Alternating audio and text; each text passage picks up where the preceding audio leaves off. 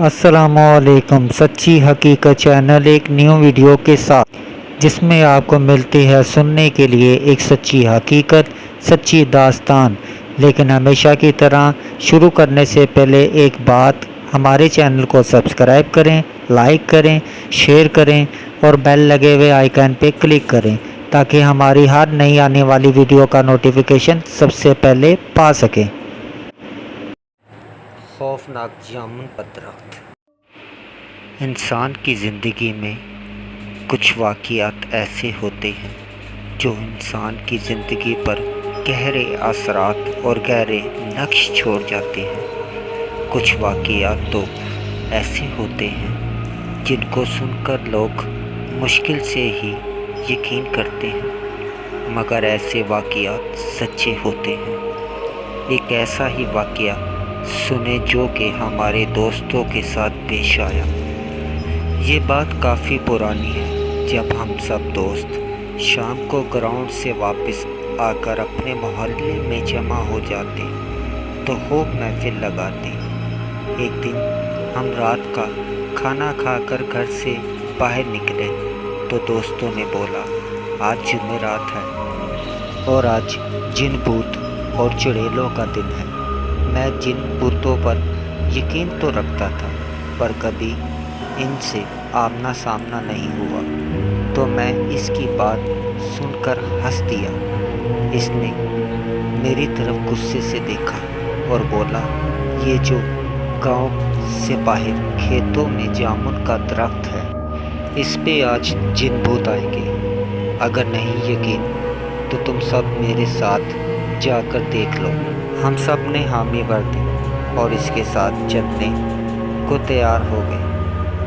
میں اس دوست کا نام بتاتا چلوں۔ یہاں اس کا نام ندیم تھا اور وہ اکثر رات کو اکیلا کھیتوں میں گھومتا رہتا تھا۔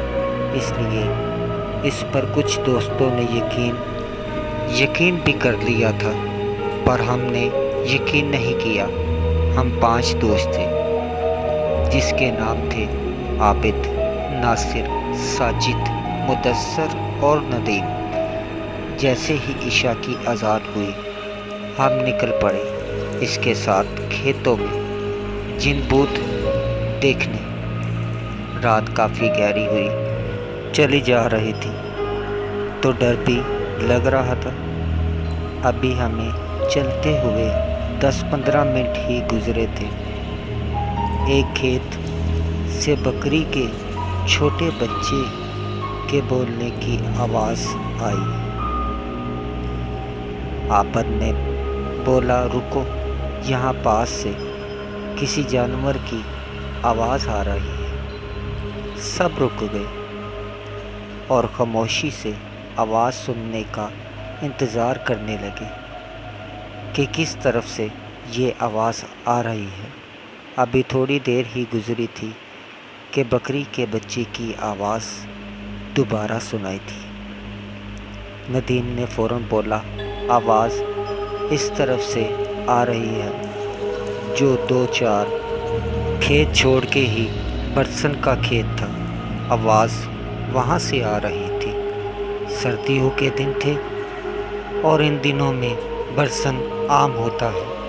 سب دوست اس طرف جانے لگے تو ناصر نے بولا، چھوڑو یار، جو بھی ہے ہمیں کیا لینا دینا اس سے، ہم جس کام کے لیے جا رہے ہیں اس طرف چلو۔ پر کوئی بھی نہیں مانا اور برسن کی کھیت کی طرف بڑھنے لگے۔ سب ہی وہاں جا کر دیکھا تو ایک چھوٹا سا بکری کا بچہ وہاں کھیت میں بیٹھا تھا۔ ہم میں سے کوئی کچھ بولتا اس سے پہلے ہی ندیم نے کہا، لگتا ہے جو جہاں بکریاں چارنے آتے ہیں ان کا رہ گیا ہوگا، اس کو اٹھا لو، صبح پتہ لگا کر واپس کر دیں گے۔ سب نے اس کی بات سے اتفاق کیا اور ایسا ہی کیا۔ اس کو ہم نے اٹھا لیا اور اپنی منزل کی جانب بڑھنے لگے۔ رات کافی گہری ہوتی چلی جا رہی تھی اور ہمارے ڈر میں مزید اضافہ بھی ہو رہا تھا، کیونکہ کھیتوں میں طرح طرح کے جانوروں کی آوازیں آ رہی تھیں۔ مدثر نے بولا، یار ہم کو واپس جانا چاہیے، آگے بہت خطرہ ہے۔ سب اس پر ہنسنے لگے اور اس کو ڈرپوک کہنے لگے۔ خیر وہ خاموشی سے ان کے ساتھ چلتا رہا۔ پھر راستے میں ہمیں سیٹی کی آواز آنا شروع ہو گئی۔ سب رک گئے اور ایک دوسرے کی طرف دیکھنے لگے۔ ڈر سب کے چہرے سے صاف ظاہر ہو رہا تھا، پر کوئی بھی یہ نہیں چاہتا تھا کہ ہم واپس جائیں اور اللہ کا نام لے کر اس جامن کے درخت کی طرف بڑھنے لگے۔ ابھی تھوڑی دیر ہی گزری تھی کہ ہمیں چلتے ہوئے تو سامنے ہی وہ درخت نظر آ گیا۔ ہم سب دوست اس درخت سے تھوڑا ہٹ کر بیٹھ گئے۔ سب سے پہلے تو مدثر نے بولا، اس بکری کے گلے میں کوئی رسی وغیرہ ڈال دو تاکہ یہ کہیں ادھر ادھر نہ جائے۔ سب دوست رسی ڈھونڈنے لگ پڑے اور جلد ہی ایک چھوٹی سی رسی مل گئی۔ اس کو ہم نے اس کے گلے میں ڈالا اور رسی ناصر کو پکڑا دی، اور سب کی نظریں اس درخت پر جمی تھی۔ 10-15 منٹ ہی گزرے تھے کہ اس جامن کے درخت کے اوپر سے ایک باریک سی لال رنگ کی لائٹ نظر آئی۔ وہ لائٹ اتنی باریک تھی اور اتنی تیز تھی، یہاں بتانا مشکل ہے۔ وہ لائٹ کبھی درخت پر جاتی، کبھی درخت سے نیچے آتی۔ ہمارا خوف کے مارے برا حال ہو رہا تھا، اور ساتھ ہی پرسرار آوازیں آنا شروع ہو گئی۔ ہم سب نے اونچی آواز میں ورد پڑھنا شروع کر دیے۔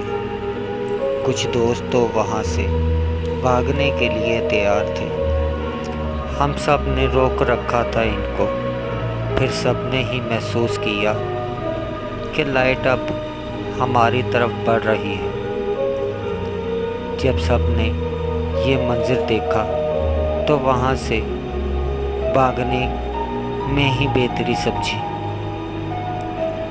اور اتنی سپیڈ سے سب وہاں سے الٹے پاؤں دوڑے، اور ہمارے پیچھے اتنی خوفناک آوازیں بلند ہو رہی تھی، بس یہی محسوس ہو رہا تھا جیسے وہ بالکل ہمارے پاس ہی ہے اور کسی بھی لمحے وہ ہم سب کو نقصان پہنچا سکتی ہے۔ ہم نے ہمت نہ ہاری اور بھاگتے رہے، ورد کرتے رہے، اور واپس گاؤں آ کر سانس لیا۔ جب ہم سب گاؤں کی حدود میں پہنچ گئے تو مدثر نے ناصر کی طرف دیکھا اور پوچھا، آپ کے پاس بکری کا بچہ تھا، وہ کہاں چھوڑ آئے؟ اس نے ہاتھ کی طرف دیکھا تو اس کے ہاتھ میں صرف رسی تھی۔ اس نے بولا کہ جب ہم وہاں سے بھاگ رہے تھے تو یہ صرف رسی ہی تھی، بکری کا بچہ کدھر گیا اس کو کچھ معلوم ہی نہیں۔ جب وہاں سے واپس دوڑے تو وہ بکری کا بچہ وہاں ہمارے ساتھ نہیں تھا، صرف یہ رسی ہی تھی۔ وہ سچ میں بکری کا بچہ تھا یا کوئی اور مخلوق تھی؟ سب دوستوں نے کہا جو بھی تھا، ہم صبح صبح وہاں جا کر ضرور دیکھیں گے۔ جب صبح ہوئی تو کوئی بھی وہاں جانے کو تیار نہیں تھا سوائے ندیم اور مدثر کے۔ وہ دونوں کھیتوں میں گئے اور اسی جگہ گئے تو انہوں نے وہاں بکری کے بچے کو مرا ہوا پایا جو جامن کے درخت کے بالکل قریب ہی پڑا تھا۔ اس کی صرف ہڈیاں ہی ہڈیاں نظر آ رہی تھیں۔ اس بکری کے بچے پہ گوشت کا کوئی نام و نشان بھی نہیں تھا۔